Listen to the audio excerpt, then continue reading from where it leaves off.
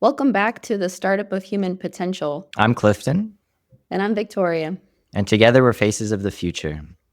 Faces of the Future is a startup studio with a personal development platform focused on consciousness, connection, innovation, and well being. And today we're joined by our incredible guest, Gina Mazza. She is a powerhouse in the creative writing space. She's a word provocateur and creative alchemist for the past 3 decades. You can't tell because she's always radiantly glowing and beautiful. So I'm always surprised to hear when she says to us that she's a grandma. She's got a background in entrepreneurship, PR, business and product marketing, corporate branding, and she uses her intuitive guidance to help people tap into their creative muse to connect with their mission, passion, and purpose. And her writing career has taken her all around the world. She's been in intentional and eco communities, sacred sites, creative incubators in the realms of quantum storytelling. And we'll get into what that means exactly in this episode, creative writing and the healing arts. She's been an indie journalist who's appeared in media all around the globe with a variety of thought leaders from physicians, PhDs, research scientists, theologists, politicians, mythologists, you name it, conscious evolutionists, CEOs, pro athletes, change agents, a few celebrities, and then your everyday people of extraordinary faith. And she serves as a writing coach, creative muse, book editor, communications pro, and publishing consultant. Many people mistake her to be a publishing house, but she is a powerhouse who does everything in between to help you birth that beautiful creation of what it is that your heart wants to share. She herself has written 4 books. Her spiritual memoir is called Everything Matters and Nothing Matters. It was published in 2008 and praised in Publishers Weekly. And her latest work is called Essential Astonishments, and it's the realm of poetry for awakening. And one of Gina's favorite things to do is to communicate with the Holy Muse.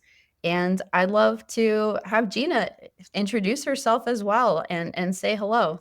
So good to have you here, Gina. Hi, Victoria. Hi, Clifton. It is so fun being here in this space with both of you. I love you both so much and admire what you're doing and your work in the world. I think that you've introduced me quite thoroughly. So, growing up, to me, writing has always been a sacred act. It's not just something that you do in school or at work, but I always sort of inherently knew that it had this power to transform and to be cathartic, to be healing in some ways. I mean, I'm amazed even now I look back at times in my younger life where I was dealing with stuff that I was going through. And writing is really what saved my life. I mean, it really is the thing that allowed me to make sense of what was going on Mm-hmm. with myself and with others, I guess. So I guess if it's true that the soul reincarnates, then I would have to say that I was absolutely a scribe in prior lives, many prior lifetimes, because, as they say, I sort of came in with the affinity for language. Mm-hmm. I don't know why. I just feel like it always sort of spoke to me in terms of its lyricism or the meaning behind it. And I guess if you couple that with my astrology, sun sign Scorpio, Cap rising, I am very interested in just digging deeply into things and trying to understand the meaning of them. So writing really serves that purpose. But how did I get from that through my other career into this career that I'm in now was kind of a wayward path, I would say, because Mm-hmm. like many other people, at least of my generation, I'm on the end of the baby boomer generation. So I was told that you can't make a living as a writer. You can't make a living as a dancer, which was another career that I had considered early on, or any of the creative arts. You can't make a living as an artist. But again, I had a sense that like communication in general Mm-hmm. is just so foundational to like everything else that happens in the business world and everywhere else, that there had to be some role for me in there somewhere.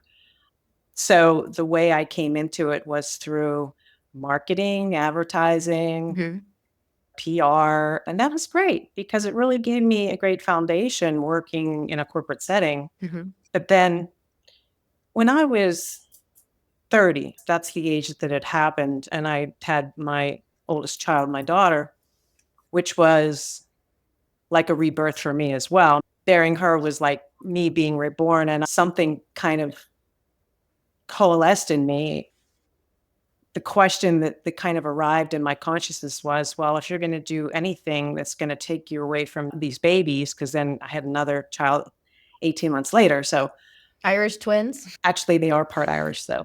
Um, so it was just a sense of like, get real, Gina, step on your path and do it now, because anything that you do that's taking you away from raising them Mhm. has to be really essential to who you are, and also model to them that you're doing what you're supposed to be doing and not just sitting in a high-rise office all day long writing marketing copy for the firm. And I just got really real with myself and I said, okay, it's writing, and that's what I'm here to do. So that's what shifted me over to that, and what I call my second career, which is my main career, I I love guess. when the second career becomes that main career. So I'm hearing how you explored the word on different ends of the spectrum, and words have been used in many different ways throughout history to influence people, to influence their psychology, to want to buy something like in marketing, to brainwash people, especially if they're in a suggestive, receptive state, and also to awaken and enlighten people and to express what's flowing through you. So it's the same skill set. I'm seeing like how you've used it to express yourself and what your heart wants to share. And you mentioned having children and like birthing your daughter and then your other child. And it's like you help people birth their babies, their projects, what's in their heart, what their soul wants to share. So thank you so much for the work that you do. It's really potent and much needed and so powerful.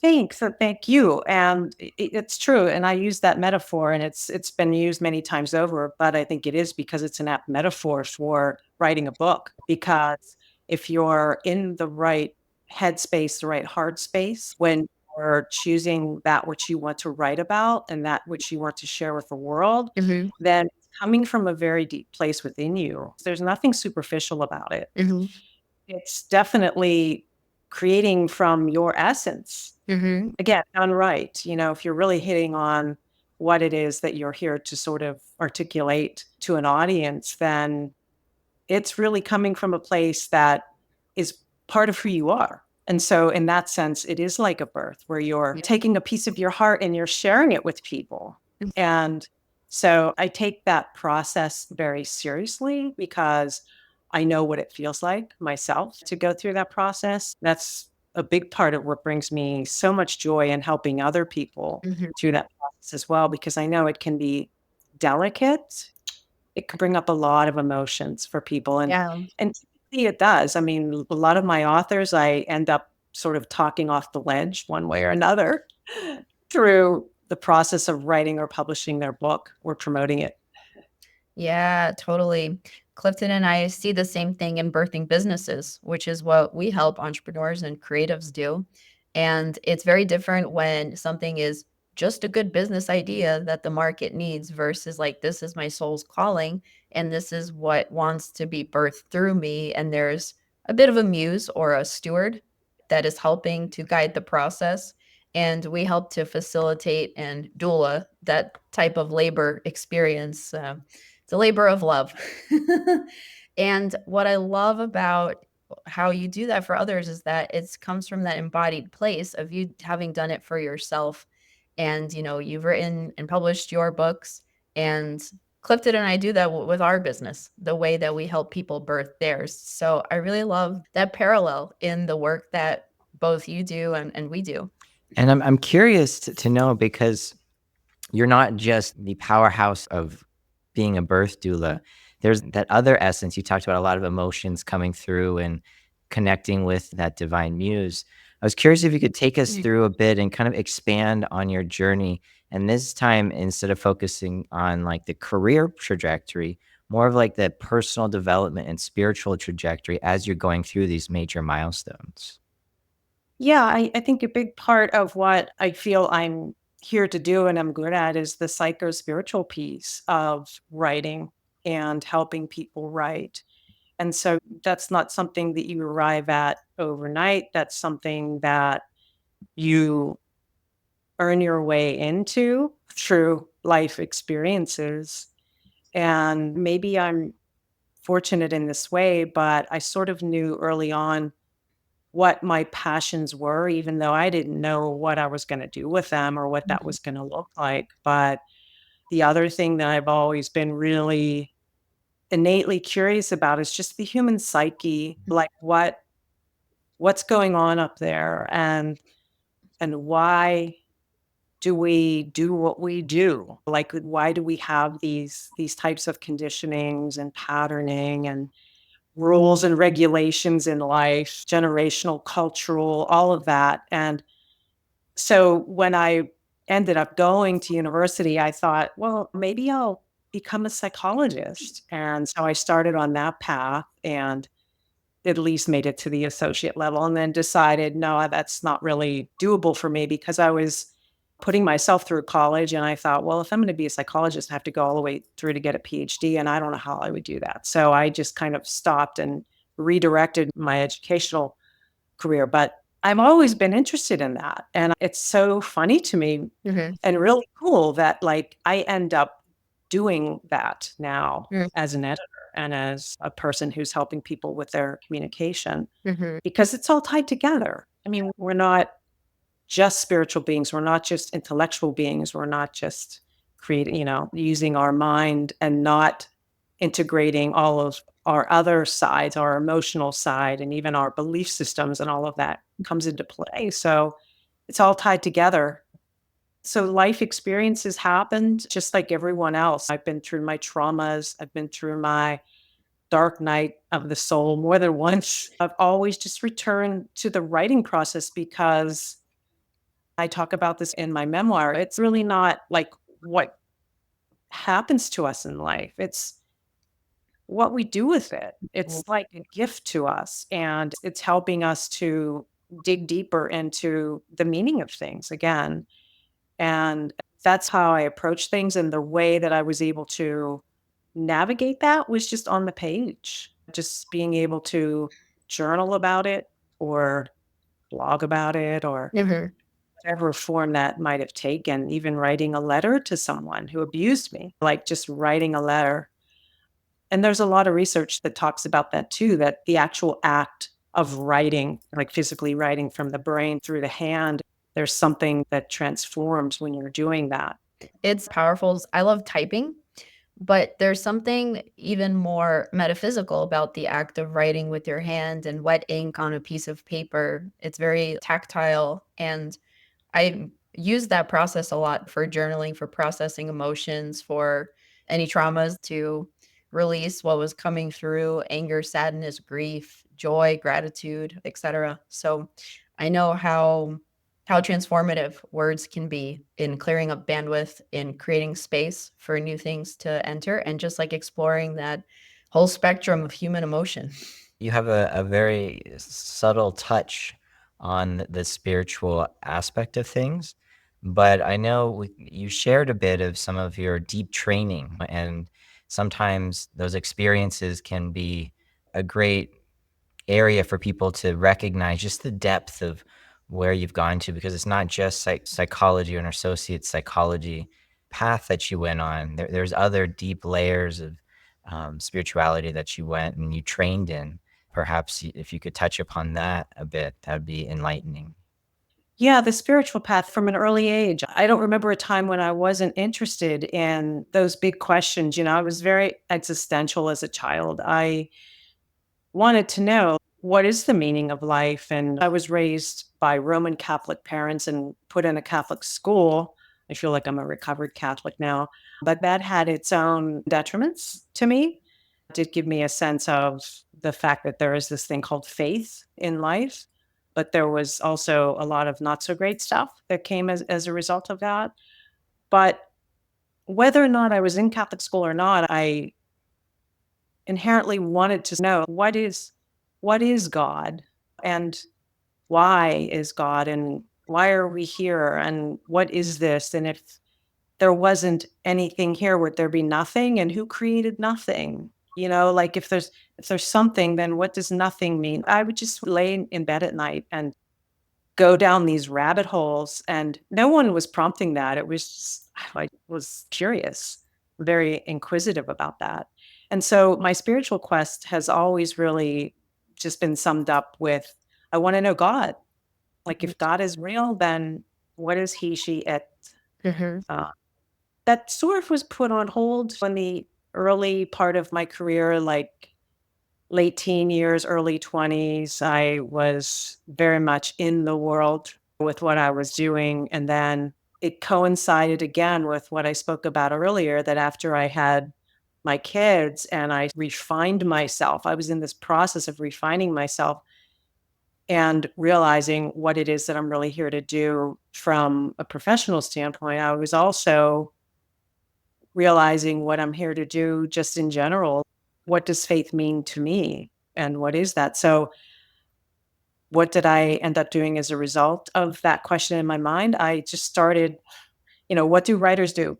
They read voraciously. And so I just started reading everything that I could get my hands on. Of course, this was before the internet. So going to the public library or going to the bookstore and just spending hours and days reading everything I could about spirituality and consciousness. And this was in the late 80s, early 90s. As I was transitioning my career into full-time writing, I was also coming out of the closet, so to speak, with my interest in these topics. And so as an independent journalist, started writing about it. Mm. It was all considered very fringe back then. What are some of those fringe, I guess, thought leaders or books at that time?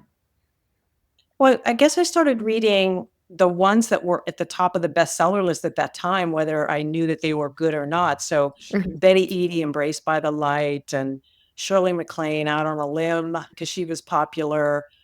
Neil Donald Walsh, Conversations with God was just coming out. But what really rocked my world was when I discovered Dr. David Hawkins, who is the author of Power versus Force and many other seminal works on the topic. Yeah, we talk about him a lot in our work and on our show too. Love his books.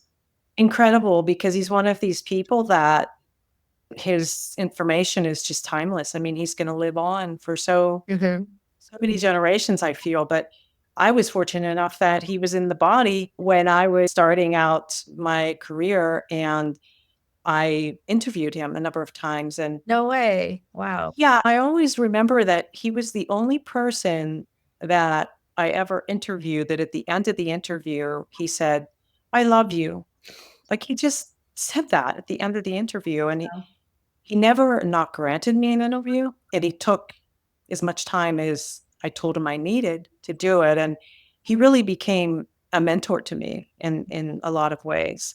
I remember sitting on my bed reading Transcending Levels of Consciousness, which is one of his books. We have it right behind Clifton and Letting Go. Yeah, it's the green one. So, in tandem with that, I was working with an energy healer who was from Brazil, and he was in the States, and he took me under his wing. I would say he saw something in me that maybe I didn't see at the time or didn't know about at the time, and asked me to apprentice with him. And so I did. I was having all of these metaphenomenal experiences in the healing room.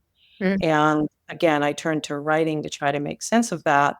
But then one day I was sitting on my bed reading Transcending Levels of Consciousness, and I had this experience that I can only describe by saying that I feel like my consciousness raised a few notches just by reading Mhm. a paragraph in his book. And I had this experience of like, wow, reading and words are more than the words. It's what's between the words. It's the Mm. frequency. Frequency, yeah. I'm so glad you said that, Gina, because we read both Letting Go and Transcending Levels of Consciousness. And for those who haven't read the book, he writes a chapter on each vibration or each state on the consciousness scale. So you'll have a chapter about grief And as you're reading the grief chapter, you're going through a grieving process and understanding what it means to grieve.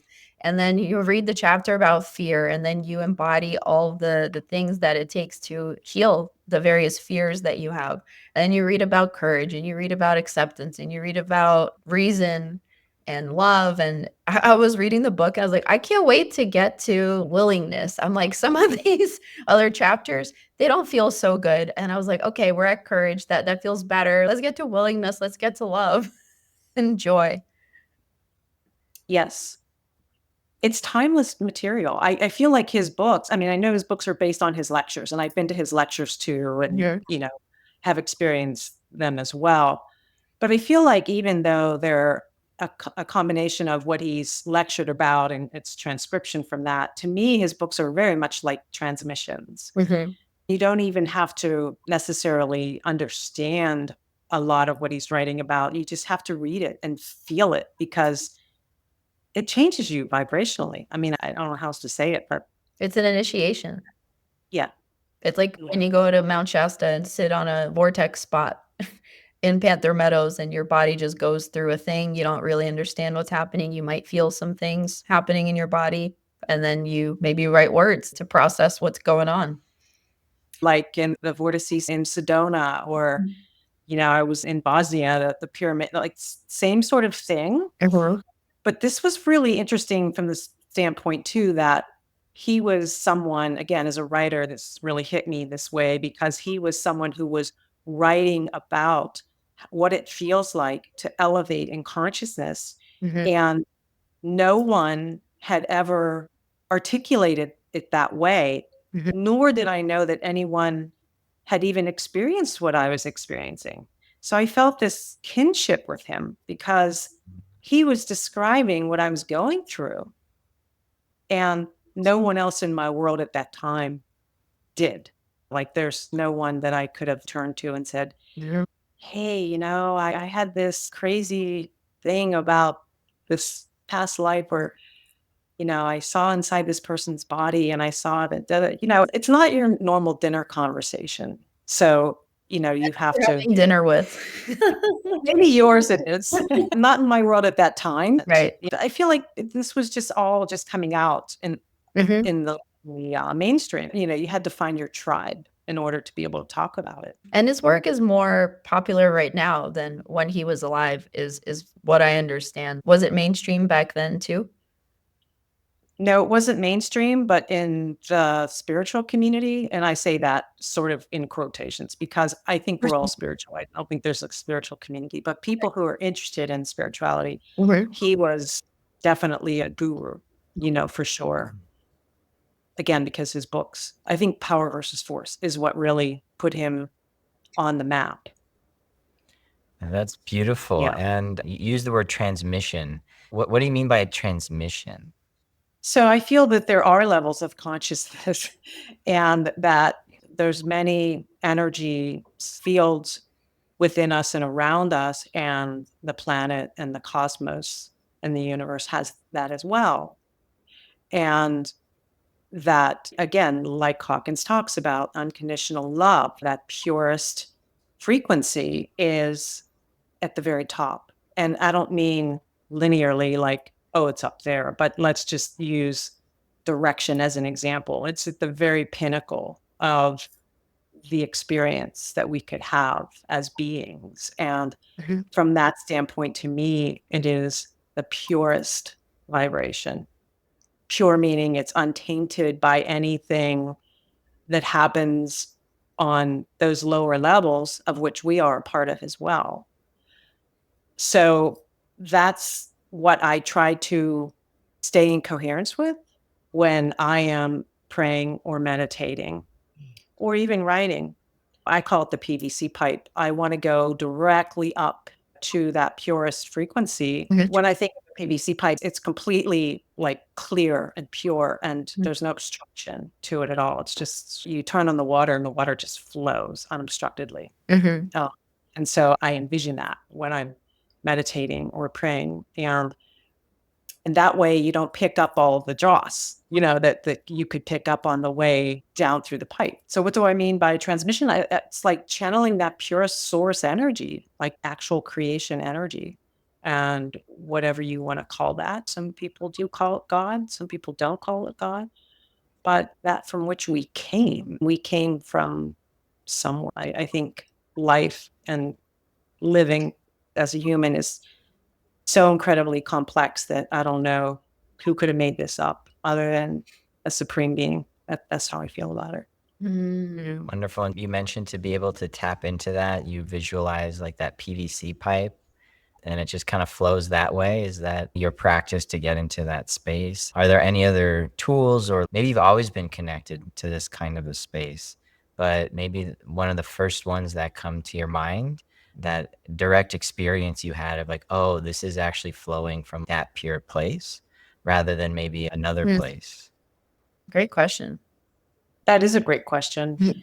I guess I had to get over my Catholic self, my childhood Catholic self of like, what's prayer? And when I discovered meditation, it was like, okay, I'm not praying to God. It's God talking to me.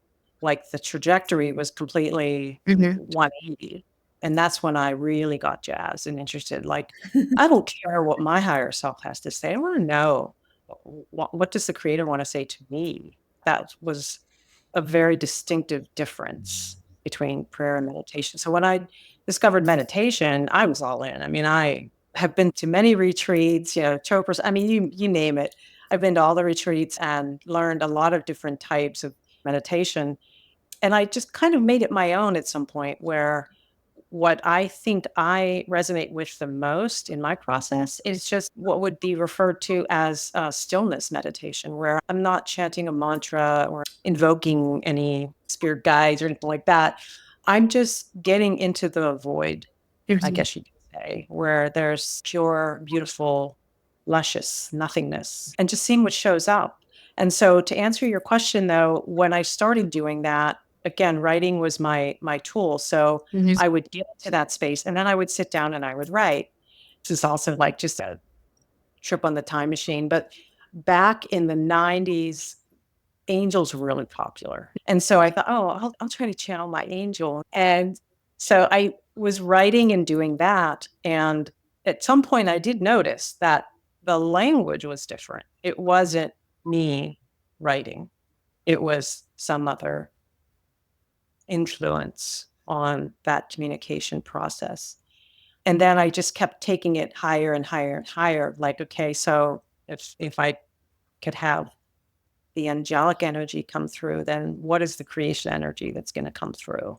And I started again continuing to write, and I've done a ton of, what would you call it? Intuitive writing. I mean, that's what I call it. And I used to actually give workshops and talks on how to do this, but that's the process, is just listening. It's really about listening. And then after a period of time being, I don't know, 10 years maybe, I didn't need to write it anymore. It was just in my consciousness. The other thing that was happening as I was opening up to this energy healing path and working with different people and the healing arts, when I would meditate, I would see, and still do, it's like a movie. Like I'm just watching, not my imagination. It's not me. It's clearing out my own perception and my own wishful thinking. But again, going to that pure nothingness and then waiting to see what drops in. And when it drops in, it's moving on its own accord. It's like a movie moving on its own accord. And I'm just observing it. Yeah. Being like that quantum observer, going past the void, going into the place of everythingness, the quantum field, and then seeing what shows up today. Right. And I was an optimistic skeptic. So trust but verify, right? So I would always want to corroborate what I was seeing in this third eye vision with something in the 3D world. And so I would ask for that. And sometimes it was a synchronicity, other times it was actual research. Like I'd be given a name or something specific and I didn't know what the heck it was. And so I would research it and I would be like, oh my gosh, yeah, okay. So that was important for me because I didn't think I was crazy. I knew I wasn't crazy, but I still wanted substantiated proof of what I was tapping into. Because I learned too, in being on a healing path with that kind of work, that when you open up to those higher realms, you open up to everything. It's not just love and light, it's you open up to everything, and you have to be careful in a sense. Yeah, you become a big receiver, and whatever frequency you're tapped into as you're in that open space, you could be in that open space and any vibration on that Hawkins scale. Fear-based messages can come in, anger and pride-based messages can come in, and it becomes a self-perpetuating loop where you're just like the thinking and the feeling reinforce one another. And something you said about wanting that proof to come in form because we live in this 3D matrix, and that's something that I'm also like, I want to see a sign in my reality that I'm on the right track. And with the work Clifton and I do, we oftentimes have found that. Like we tap into some unique process that we begin to do with clients.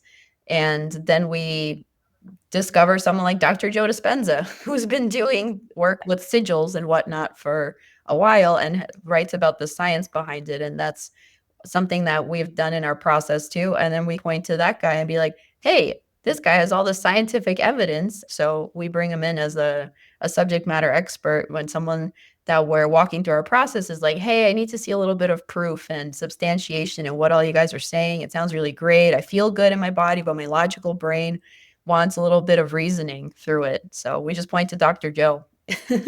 And that's why the Yeah, work his that you do is so pivotal, because that book encapsulates a lifetime of wisdom, of knowledge, of transmission.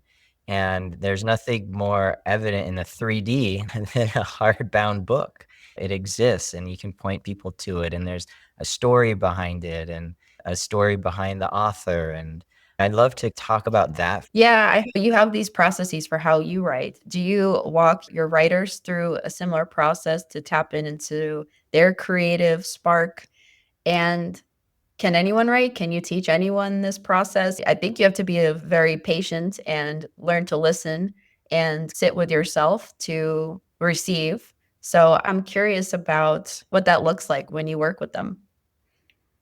Okay, so are you referring to when they come to me with a book project or just wanting to learn about intuitive writing or journaling? Either or. Yeah, I was thinking of a book project. Any type Yeah. of writing would really work. So the person has to come to me wanting to write. Well, they have to come to me wanting to learn how to embrace their highest form, whatever that is, of their writing communication. So, in other words, I don't work with people who say, well, I'm going to write a book, but I have no interest in writing. I just want this for my business. And I'm, wanting to just get this message out. That would be ghostwriting. That would be writing it for them kind of thing. And in some cases in the past, I've done that kind of thing. But there are other people out there that I refer them to. Like, yes, you just want a book to have the book to get this message out, but it's not a learning process for you Mhm. as a writer. So that's the first criteria is I want to be better at self-expression or exploring my creative potential or that kind of thing. And the other thing I should probably say about the way I work, and again, I don't really know anybody else. I don't know any other editors that work this way, but I do use my intuition very strongly through the process. It's not really evident to the client. I'm not saying, okay, now I'm getting a download. I basically just allow that wisdom, that knowledge to come through me very seamlessly as part of how I'm guiding the Mhm. person. The other thing that happens is, and I've learned to do this over the years, when I'm working with someone for the first time and they have a project, a draft of their book, perhaps, I ask to have them print it out and send it to me. And I know that sounds really old fashioned, but it goes back to what we were talking about earlier about writing versus like typing.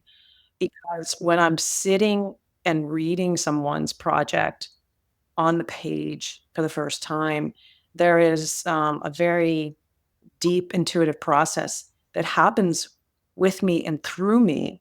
It's almost like I'm reading this person's essence or taking on their essence as a creative being. And I'm able to, again, guide them from that standpoint. So I'm not telling them what to do. It's it's really the projects telling them what to do. I'm just facilitating that conversation on behalf of the person who created the book. So that can be pretty darn magical. Like that can really go into some interesting places with people. And again, that's why it's not just an intellectual process. It's definitely an emotional process and a spiritual process for people working on their writing and really getting to the heart and the core of what it is that they're trying to say, causing them to dig deep Mhm. and to question themselves. And again, it's not me questioning them, it's like me questioning them back to them.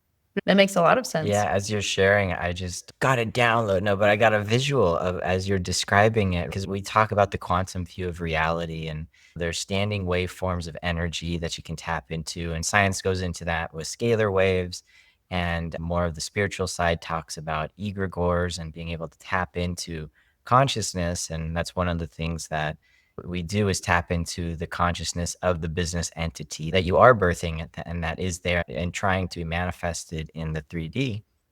As you're sharing, what came to me, it's kind of like you're tapping into the morphic field of the core intention of that consciousness, and you're helping the writer be able to articulate it because there's that difference. Some things can get lost in translation from sort of maybe that Mhm. etheric or higher dimensional plane into words. And so that sensitivity towards calibrating the language with the frequency of the morphic field is such a powerful combination that I'm seeing you in your writing be able to apply just fluidly.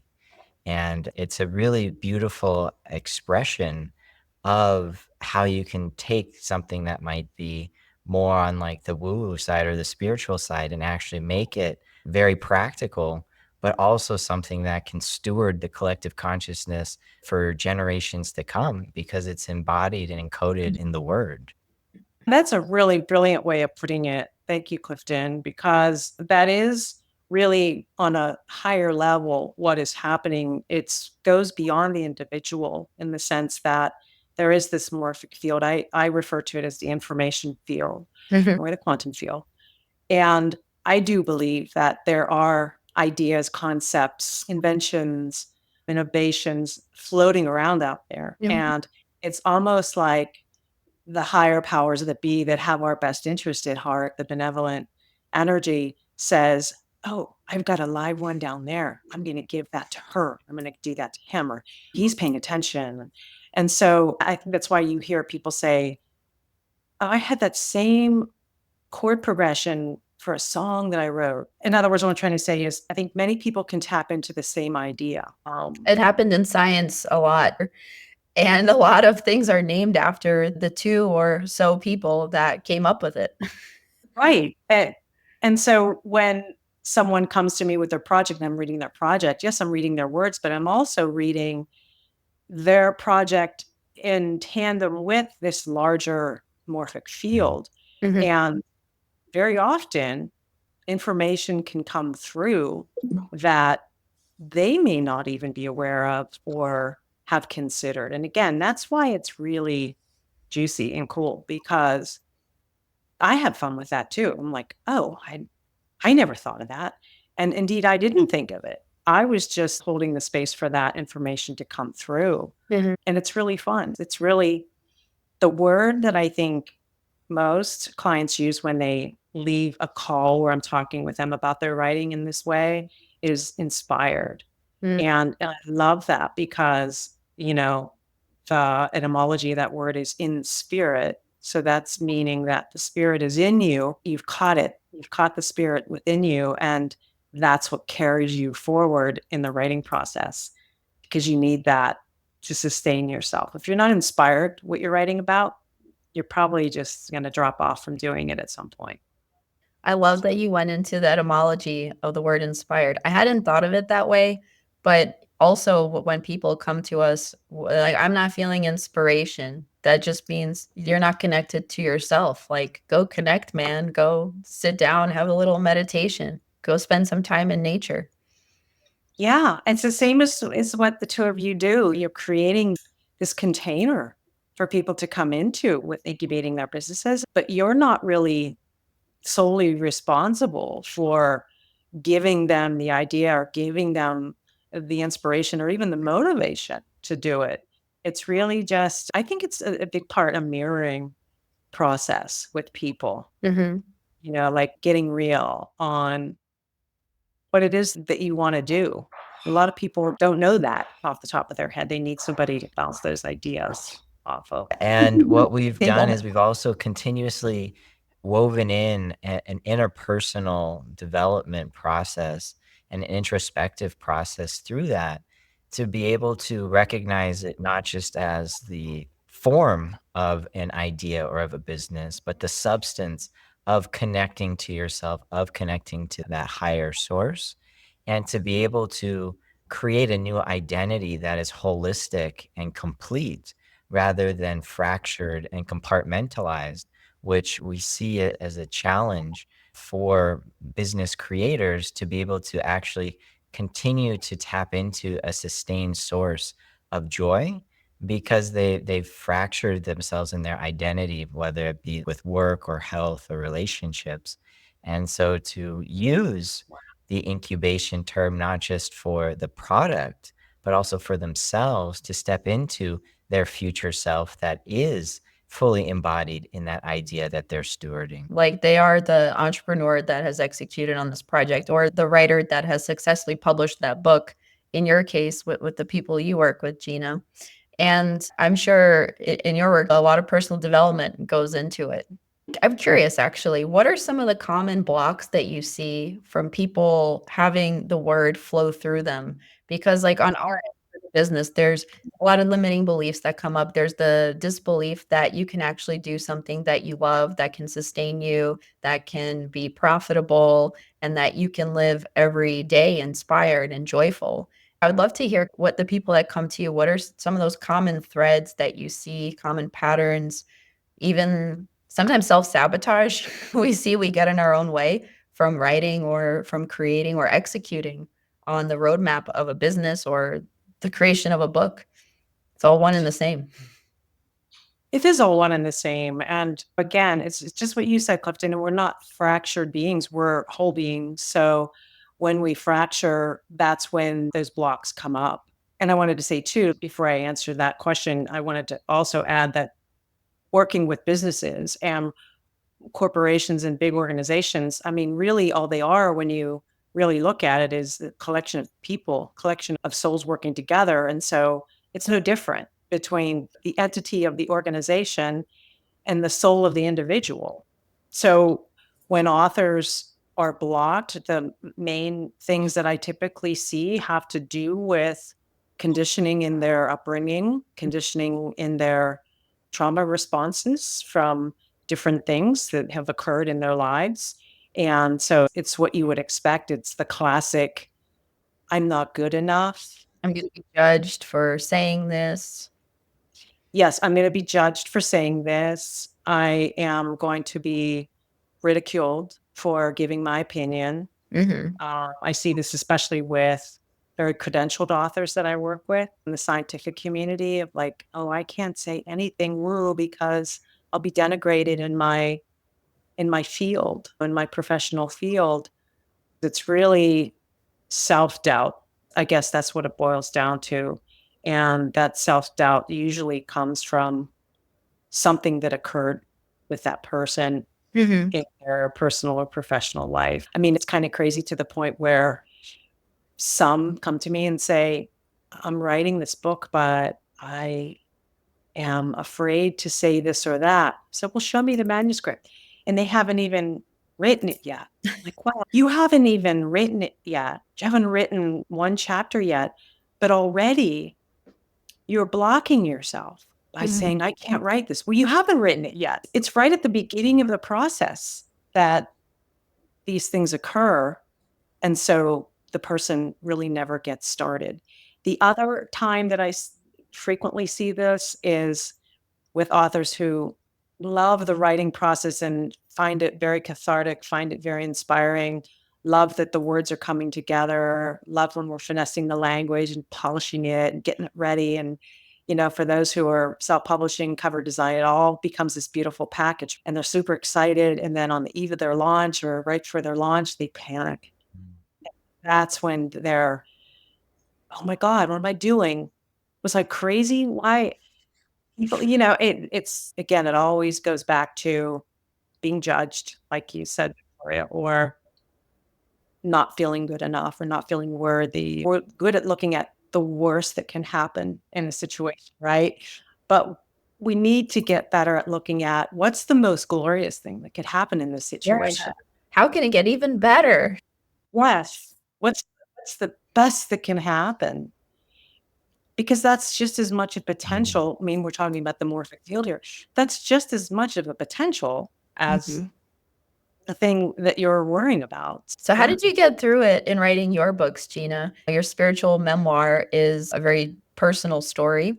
And then your most recent book with your poetry, The Essential Astonishments, how did you get through that, doing that process with yourself? Sometimes we may need like an outside space holder that sees us in that highest light and as that version of ourselves. And a lot of times, like what we can do for another is what we really want to help us. And sometimes it's helpful to have someone outside of you to help in that process. So how do you do your process? I'm curious. How do you get over all those things you help your clients with? Yeah, those two projects are two very different projects. So actually, right before I was about to share the manuscript for my spiritual memoir, I had a very, very different book in mind that I was writing. And I might still write it, by the way. Cool idea. I just need to find time to do it. But anyway, I was starting to shop at the publishers and this and that. And it wasn't happening like quick enough for me. I'm a lot more patient now than I used to be. I was like, why is this not happening? Why is this not happening? At the same time, I was going through the top of my head sort of blew off during this time that I was working with this spiritual healer and having all these experiences. And I was just writing about it in a Word file on my computer just to kind of keep track of it, which I encourage people to do, by the way. You can just write stuff and never use it. But if you don't write it, you won't be able to use it. So I was doing that. And then really what happened was I was on a road trip and I love music. So I always listen to my playlist in the car or whatever. But on this road trip, I was instructed by, on high to keep the radio off. And I had with me, because it was a work trip at the time, technology was a lot more not as advanced back then. So I had an actual tape recorder that I was going to use. And when I got in the car and started on this road trip, I was instructed to just start talking into it. And so I did. And I actually time warped too, which is a whole other subject. But I went into this vortex of sorts, but I was paying attention by driving. I'm a big driver. I got to my destination in like an hour and a half before that is humanly possible to get there. Wow. And I had talked this whole time and I threw it in my car. And then like months later, I was a young mom at the time and trying to find time to do my own things. And I eventually listened to it and transcribed it. And I realized I had a book outline. And so I just started parsing together pieces of these journals that I had written on Word files, kind of like a jigsaw puzzle came together. And then synchronicity kicked in where I was invited to Book Expo, BEA, down in Washington, and went there and ended up meeting the editor who ended up sending it to a publisher unbeknownst to me, and the publisher offering me a contract. So, I mean, it's a kind of a crazy story that I couldn't have written myself. Haha. The poetry book is distinctly different in the sense that I have no idea what this information even was. And maybe I will use the word download now, because the way this happened was back in 2019 in May, I was waking up at 3:00 every night. And they say with creative people that this is like the witching hour, or if you talk about the brain, like the sleep patterns that we're in, like that period of time. is really fruitful for this kind of thing. Yeah, I think that's between 3:30 to 5:30, that fertile time. The veil is very thin between this dimension and the other, so a lot of information can flow through, and that's the best time to meditate, at least when we were doing our strict, Eastern disciplined meditation. Yeah, that's why monks get up at 4, right? And meditate, right? Before sunrise. Mhm. So this started happening where I would wake up and I'd have a thought in my consciousness. And again, not my first rodeo in terms of like listening and writing information. So I didn't really think too much of it.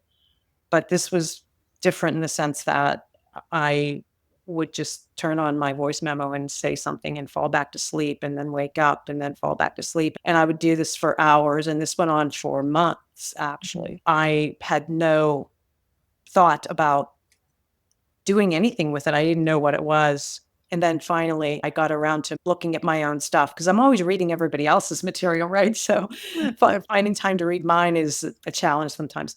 So I started looking through it and I'm like, damn, this is really potent. And it's not stuff that I would choose to write about war and, things happening on the planet. That I wrote about the pandemic. COVID hadn't happened yet. It was the year before. And so I had no clue what even some of this stuff was, but it was really about like, we need to get over ourselves as humans. We really need to step up to a new world, a higher world that we want to create. But some of the topics were, I don't know, political, I would say, social commentary. And it's not my norm. So I didn't do anything with it at all for a while. And then one day I sent some of it to, she was an author of mine at the time. She's now passed. Beautiful woman. Oh my gosh, so cool. She's like a 60s hippie. Oh man, she rocked it. She was Kerouac's On the Road. She was Bob Dylan. She lived all of that and was a poet laureate herself. And so I sent her, we were just on a call one day and I said, "Wait, let me send you some stuff." And she gave me, and I guess this is the piece that I want to really convey because this is important for people who work with writers, even myself after all these years. She gave me feedback that was like, "Gina, this is poetry." And I'm like, "But I'm not a poet." She said, "Lee, you are now. Like, this is Rumi-esque. You need to take it seriously. You need to do something with this." And if it wasn't for her saying that, I actually dedicate the book to her, I probably wouldn't have done anything with it because I was, again, like, what will people think of me? And I'm talking about peace and war and politics and these kinds of things. But yeah, finally, I got the inspiration to do it, and the rest is history. The rest is poetry. That's beautiful. So I heard, having someone just see you in that light helps with that transformation to fully lock in, like, oh, I am this. And oftentimes, as you said, like the work that we do can be a mirroring process. And at the core of it, it's a bit of just asking for permission and receiving permission that you're giving yourself to step into this new trajectory or this soul's calling. And I'm curious, what has transpired with you since publishing that poetry? And I'd love maybe to see if you could flip to one and read it. If it's Rumi-esque, that's the highest standard, and would love to be received in that transmission. Yeah, still not sure I'm worthy of that, but it was the word she used. It's been really phenomenal, essentially astonishing. What can I say? I mean, it's taken me into a whole other world. And that's what I think is important is that even though we may know what we're here to do, and at an early age, I sort of knew what I was here to do, there's still many iterations of that you can move through. And as long as we're alive, we're going to keep growing and evolving. There's always more to know and more to do, right? So this was another pathway, another stream for me to pursue. And it has brought me, I mean, I've always loved poetry. I'll just say that. I've always found value in writing that conveys something so complex and dense in a few words. It just doesn't get any better than that. Emily Dickinson and Walt Whitman. I go way back with that. And then the ecstatic poets, Kabir, Rumi, Mirabai, typical Dead Poet Society. And then modern day David White, John O'Donohue. Actually have met David White a number of times and workshopped with him and stuff like that. So I've always had an appreciation for it. I never thought of myself as that. But why not? Again, it's like what I said earlier, the cosmos, the universe, the quantum field says, oh, there's one down there that might be receptive to this. And so let's do something with her at 3:00 in the morning. And it was too, I mean, looking back on it, it wasn't something that I sort of willed to happen. I had no idea it was going to happen. But I was meditating and praying around that time for the divine to show me, because I sensed it was 2019. Okay, it was before COVID. But probably like the two of you, I sensed we're on the verge of this big shift. We're in the shift. I mean, the shift hit the fan probably back in like 1986 or something, during the harmonic convergence. But we were moving more and more into it. And so asking that question, as a matter of fact, one of the poems is called What Is Mine to Do? It's like, what is mine to do? I know what I can do, and I am doing it. But is there something else? Like, you tell me what I should be doing with my talents or the things that I've sharpened in my professional palette. If you don't mind, would you read that poem for us, Gina? If I can find it, let me see. Perfectly on topic. Yeah, Yep. it is. And I really love what you said, what is mine to do? Because especially when you tap into that higher pure source, whatever you want to call it, the visuals, the experience is so expansive that the question then becomes, when you come back down, or when you are a vessel in this dimension with its full constraints and body, where do you go? What do you do? And a lot of the patterns that I've seen within myself and our clients is almost an overreach of what they're trying to do, because they're connecting to this higher vision, right? And so the frictions that we see with clients and their companies is in this sort of role definition and almost a humbling of the ego, because it can be a bit of a prideful spiritual ego kind of thing to be so expansive. And then when you really do humble yourself and say, let me be a steward, what does that look like on the ground floor? And that's a huge thing. So I love that you're writing about this, and so excited to receive it. Yeah, humility is incredibly important. I can't stress it enough. Because again, if you're reaching for that pure space, you can't get to it without that. Said another way, it transcends the self. There's no ego in it. It's really just asking and being willing to receive what comes down, which could be something completely different than what you're intending. And that's why, intention's really powerful, the process of intention setting and all of that. But this transcends even that. So it's not the power of attraction at that point anymore. It's even purer than that. It's more refined than that. Does that make sense? Absolutely. So this poem is super simple, and it is called What Is Mine to Do? Calling inward to my soul, the time has come to resurrect. Sound the clarion bells above my head. Help me reach beyond myself to see the greater light. Sometimes I ache for the heart of this world. It weighs on me like a loomed skirt lined with iron. If there's something I should do, if something is mine to do, inspire my steps towards it. Open the window of my mind so I might see it. Release the shackles that bind me to sameness.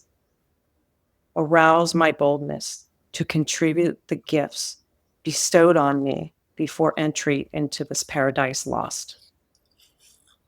Wow. Awaken your creative potential with Gina. That really brings up that psalm that the Lord is my shepherd, I shall not want, lead me to green pastures, things of that nature. It's just like so vivid and so poignant to this cultural time, and really beautiful. I could feel it. Thank you. It felt like an activation in and of itself, and like a beautiful prayer to begin any endeavor.